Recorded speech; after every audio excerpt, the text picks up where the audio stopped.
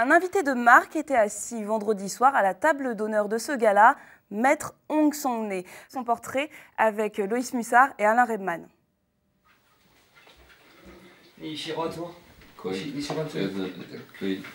Un petit déjeuner dans une ambiance de chalet de montagne, un bonheur pour ce Coréen. À 18 000 km de chez lui, Maître Hong Song-ne apprécie la convivialité de Saint-Pierre-et-Miquelon, chez Michel Abraham. Son élève, avec qui il s'est lié d'amitié il y a une trentaine d'années. En pleine quête initiatique à l'époque, Michel Abraham étudie les arts martiaux en Chine, plus précisément à Taïwan. J'étais dans un centre de kung-fu à Taïwan, plus précisément, et je m'entraînais à faire du kung-fu dans une salle, et j'ai aperçu quelqu'un qui frappait dans un sac, tout simplement, et qui pratiquait le taekwondo. Je ne connaissais pas l'art martial en lui-même à cette époque. Et il m'a dit, moi je fais du taekwondo, mais il dit, je peux te montrer un club de taekwondo sur l'île, et un bon club avec un bon professeur. Et donc c'est un peu comme ça que j'ai découvert Maître Hong Song-ne, qui était le coach de l'équipe de Taïwan à l'époque.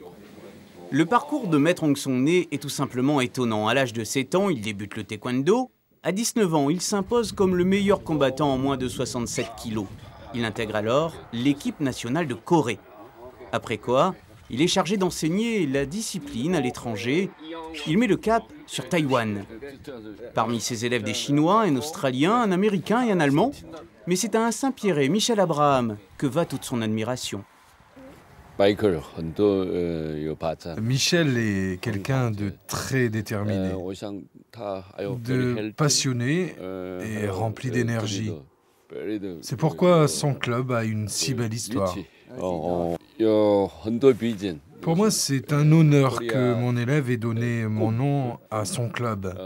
C'est une façon de perpétuer des valeurs qui nous sont chères en tant que pratiquants d'arts martiaux. À 64 ans, Maître Hong Song-ne est aujourd'hui professeur principal à l'université de Honam, en Corée du Sud. 7e dan de taekwondo, il possède plusieurs cordes à son arc et surtout 57 années de pratique. De quoi susciter respect et pourquoi pas des vocations.